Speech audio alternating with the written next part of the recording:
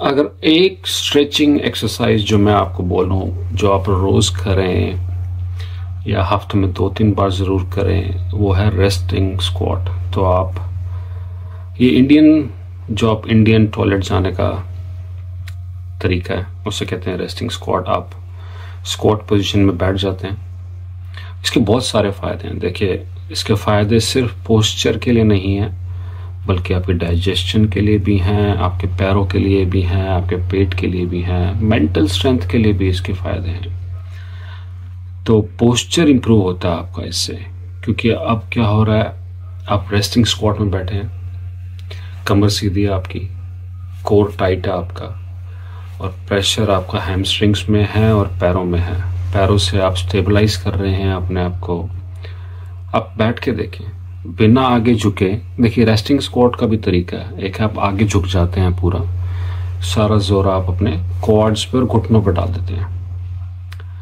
आप हैमस्ट्रिंग्स पर आपका जोर हो, हिप, आपके ग्लूट्स पर आपका जोर हो, और आप रेस्टिंग स्क्वाट पोजीशन में बैठे हैं, तो आपको बहुत फायदा मिलने वाला है आपके पोस्चर में। कमर सीधी है, पेट सीधा है, लोअर बॉडी बिल्कुल स्ट्रेट है, एंकल सीधे हैं आपके, पैर और जो एंकल जॉइंट है, घुटनों पे प्रेशर नहीं है, और गर्दन सीधी है।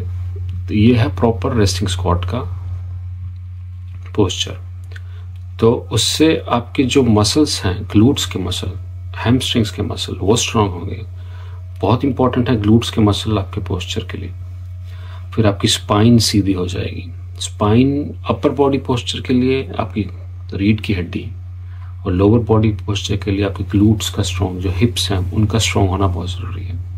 तो आपका पोस्चर स्ट्रॉन्ग हो जाएगा। मोबिलिटी, देखिए, सबसे ज़्यादा जो मसल टाइट हो जाते हैं वो आपके लोअर बैक के टाइट हो जाते हैं, कंधों के मसल टाइट हो जाते हैं, आपके हिप्स के मसल और हैमस्ट्रिंग्स के मसल टाइट हो जाते हैं। तो जब आप रेस्टिंग स्क्वाट पोजीशन में आते हैं, तो उस समय आप रिलैक्स कर रहे हैं, सारा कुछ स्ट्रेच हो रहा है। तो आपकी मोबिलिटी, देखिए, स्ट्रेचिंग होगी मसल्स में जो टेंशन है इस समय, मसल जुड़े पड़े हैं, वो खुल जाएंगे। तो आपकी स्ट्रेचिंग बढ़ेगी मसल्स की, और आपकी मोबिलिटी बढ़ेगी।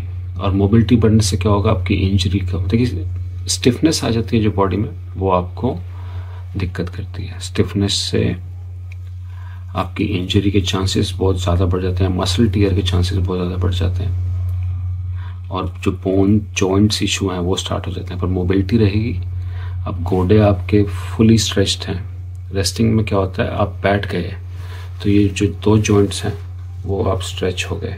गोडों के जो आपके जोड़ हैं गोडों के, वो स्ट्रेच हो जाएंगे। वैसे तो ऐसे रहते हैं, अब वो स्ट्रेच हो जाएंगे। तो उसके आसपास का जो मसल है, मसल जॉइंट्स को पकड़ के रखता है। तो जो ये मसल हैं, ये वाले गोडों के आसपास के, वो स्ट्रेच हो जाएंगे। तो जॉइंट भी स्ट्रेच होगा, मसल्स भी स्ट्रेच होंगे, स्ट्रांग होंगे, क्योंकि आप उस पोजीशन में लंबे समय तक बैठे हैं। तो आपकी मोबिलिटी बढ़ जाएगी।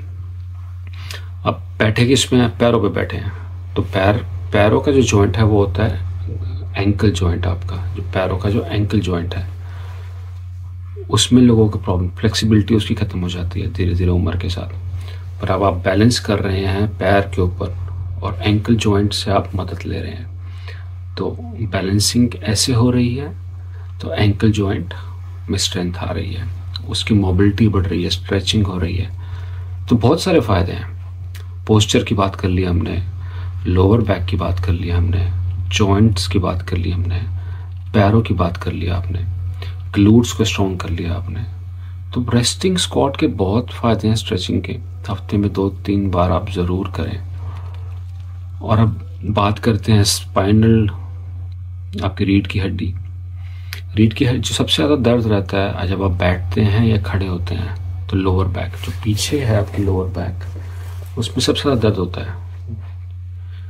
आप सारा दिन खड़े हैं, अब बैठ जाएं, वो जो लोअर बैक है वो रिलैक्स हो जाता है। अभी वो खिंची पड़ी, एकदम से ऐसे खिंची पड़ी है, और लोअर बैक का जो जॉइंट है वो, उसमें खिंचाव है बहुत ज़्यादा। पर जैसे ही आप बैठते हैं तो आप बैठ गए, आप हिप्स पे बैठ गए, कमर आपकी थोड़ी बढ़ झुक गई, तो उससे क्या हुआ, वो जो एरिया है बैक के अराउंड का, लोअर बैक के अराउंड का, रिलैक्स हो जाता है। तो आपको लगता है कितनी शांति मिली। तो वो शांति मिलेगी आपको रेस्टिंग स्क्वाट में। तो स्पाइनल डीकम्प्रेस इसे कहते हैं, spinal cord decompression. Spinal cord compressed है हर समय, तभी पड़ी है, सारा दिन खड़े रहते हैं, वो डीकम्प्रेशन हुआ जब आप बैठ गए, रिलैक्स हो गया। पर अभी भी मैं कुर्सी पर बैठा हूँ, कुर्सी पर बैठ के वो जो जॉइंट है, जॉइंट का फुल रिलैक्सेशन जो होगा वो ऐसे होगा। पर अभी जब मैं कुर्सी पर बैठा हूँ तो मैं इतना आ गया, सीधा हूँ, बैठा हूँ उस कुर्सी पे। पर जैसे ही मैं आ गया आपकी रेस्टिंग स्क्वाट में आ गया तो ये पूरा खुल जाता है। तो डीकम्प्रेशन, स्पाइनल कॉर्ड की पूरी रिलैक्सेशन आती है, पूरी सारी ऊपर से नीचे तक खुल जाएगी स्पाइनल कॉर्ड आपकी, जो हर समय टाइट है, एक दूसरे के ऊपर चढ़ी हुई है, दर्द करती है, वो रिलैक्स हो जाएगी। मेंटल फोकस है। अब बैठना लंबे समय, आप बैठ के देखें 3 से 4 मिनट रेस्टिंग स्क्वाट में, पता लगेगा कितना मुश्किल है आपको, सारी बॉडी दर्द करने लग जाएगी आपकी। तो रेस्टिंग स्क्वाट से आपकी मेंटल फोकस बढ़ती है, मेंटल स्ट्रेंथ बढ़ती है, स्टेमिना बढ़ता है, एंड्योरेंस बढ़ती है, कॉन्फिडेंस लेवल बढ़ता है, क्योंकि अब आप कुछ करने के लिए डिटरमिन है, डिटर्मिनेशन बढ़ती है। तो ना तो सिर्फ फिजिकल फायदे हैं, मेंटल फायदे बहुत ज़्यादा हैं, और यही तो पूरी बॉडी है, मेंटल और फिजिकल का कॉम्बिनेशन। तो रेस्टिंग स्क्वाट ज़रूर करें, हफ्ते में 2 या 3 बार, 1 से 2 मिनट हर रोज़ करें, करके देखें। आपको जितना आसान लग रहा है वो नहीं है। जब भी हम बैठते हैं रेस्टिंग स्क्वाट में, हम आगे की तरफ झुक जाते हैं, गोडों के ऊपर सारा जोर डालते हैं, वो रेस्टिंग स्क्वाट नहीं है।